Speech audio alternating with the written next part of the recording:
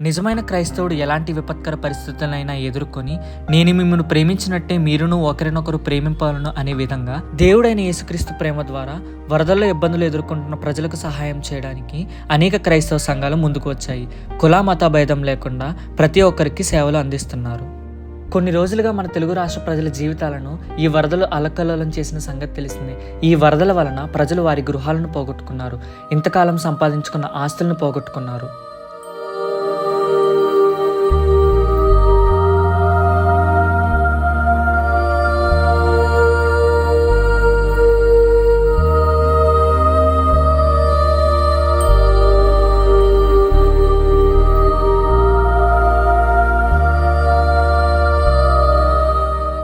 ఖమ్మం జిల్లాలో అయితే ఏకంగా ప్రార్థనా మందిరం కూడా కూలిపోయింది.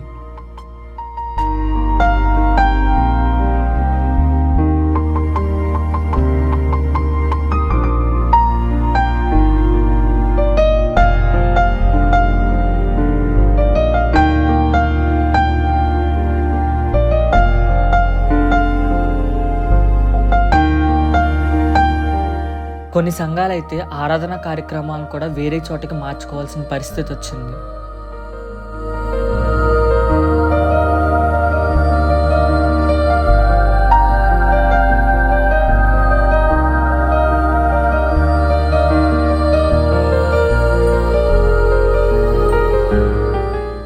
మరి ఇలాంటి క్లిష్ట పరిస్థితుల్లో కూడా అనేక సంఘాలు వారి యొక్క సంఘ సభ్యులతో వరదల్లో బాధపడుతున్న ప్రజలకు మేమున్నామంటూ వారి సహాయ సహకారాలను అందిస్తున్నారు.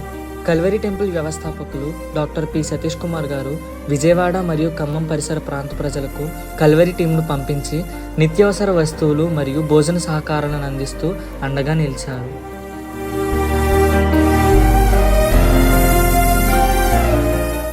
అదేవిధంగా పాస్టర్ పీజే స్టీఫెన్ పాల్ గారు పీజేఎస్ పాల్ ఫౌండేషన్స్ ద్వారా వారి టీంను పంపించి విజయవాడ పరిసర ప్రాంత ప్రజలకు మేమున్నామంటూ వారి సహాయ సహకారాలను అందించారు.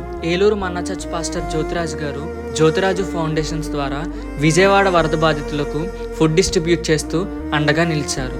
విజయవాడ క్రైస్ట్ టెంపుల్ వ్యవస్థాపకులు పాస్టర్ పాల్ ఇమ్మాన్యుయల్ గారు శ్రేష్ఠ ఫౌండేషన్ ద్వారా విజయవాడ ప్రాంతంలో వరదలు ప్రారంభమైన మొదటి రోజు నుండి కూడా వారి సంఘ సభ్యులతో కలిసి వారి సహాయ సహకారాలను అందిస్తూనే ఉన్నారు.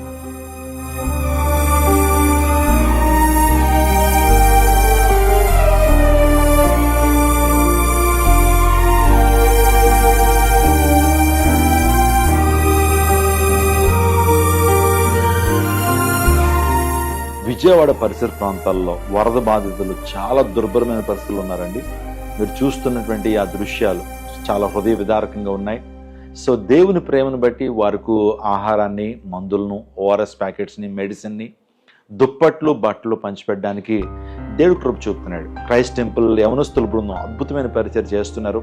వారిని బట్టి నేను ఎంతగానో సంతోషిస్తున్నాను. Vijayawada Bethel church pastor Enosh Kumar గారు వారి చర్చ్ మునిగిపోయి ఇబ్బందులు పడుతూ కూడా విజయవాడ ప్రజలకు ఫుడ్ డిస్ట్రిబ్యూట్ చేస్తూ వారి టీంతో కలిసి వారి సహాయ సహకారాలను అందించారు.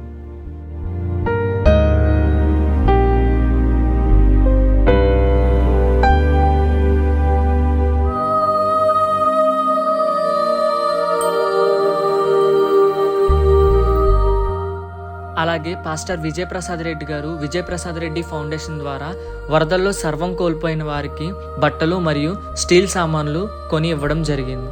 ప్రస్తుతానికి 1000 జతల బట్టలు కొనడం జరిగింది. స్టీల్ పాత్రలు, చాలా మంది పాత్రలు కొట్టుకుపోయాట, వండుకోవడానికి కూడా చాలా మందికి పాత్రలు లేవని తెలిసి స్టీల్ పాత్రలు కొనుగోలు చేయడం.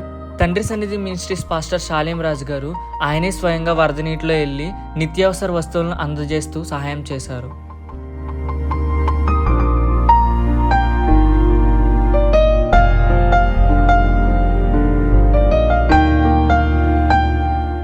పాస్టర్ అమ్మతేజ గారు విజయవాడ మరియు ఖమ్మం ప్రాంతానికి చేరుకొని ఆహారం మరియు నిత్యావసర సరుకులను అందజేసి వరద బాధితులకు అండగా నిలిచారు.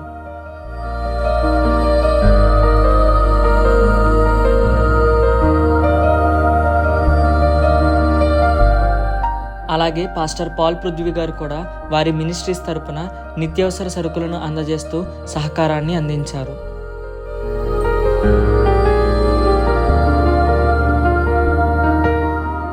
అదేవిధంగా మెస్సియా ఫెలోషిప్ చర్చ్ వారు వారి సంఘ సభ్యులతో కలిసి విజయవాడ ప్రాంతంలో వరదల్లో చిక్కుకున్న వారికి భోజన పదార్థాలను అందిస్తూ వారి సహాయాన్ని అందించారు.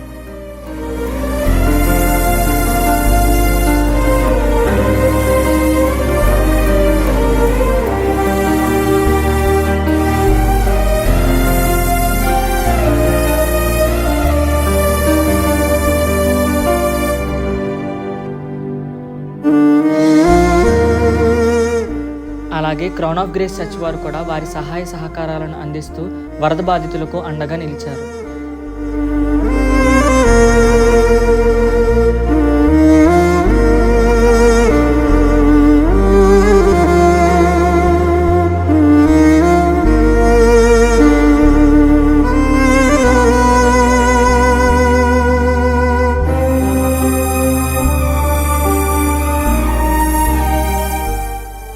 పాస్టర్ ఇమ్మాన్యుయల్ రాజు గారు సత్యవాక్యం పరిచర్యల ద్వారా ఆయనే స్వయంగా నీటిలో వెళ్తూ ఆహారం లేని వారికి ఆహారాన్ని అందించారు.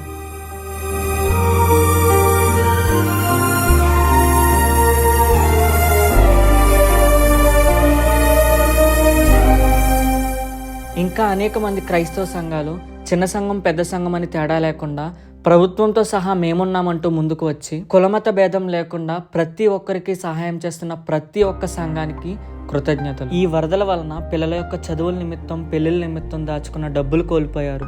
కొంతమంది తల్లిదండ్రులను పోగొట్టుకున్నారు.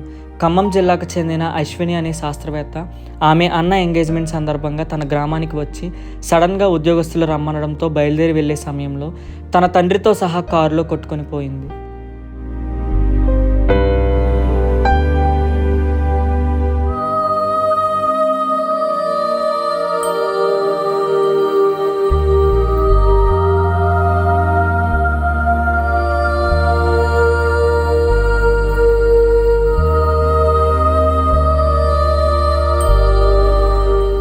కొన్ని చోట్లయితే ఎవరి కారు ఎక్కడుందో అసలు ఉందో లేదో తెలియని పరిస్థితికి వచ్చేశారు.